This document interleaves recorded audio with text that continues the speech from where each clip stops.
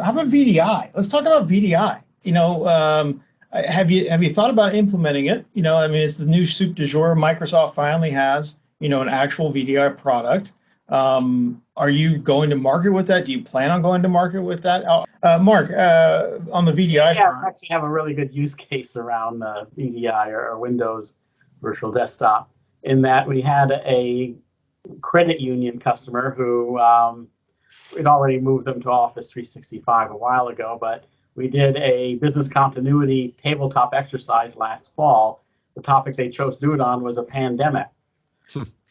The result of that, that tabletop exercise was, wow, we need to put some desktops up in the cloud for our tellers and other folks that can get to the core banking app.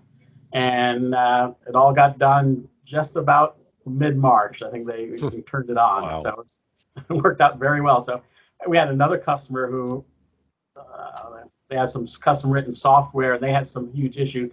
And in a disaster, we were able to spin up the Azure environment within a couple hours, and really saved the day for them.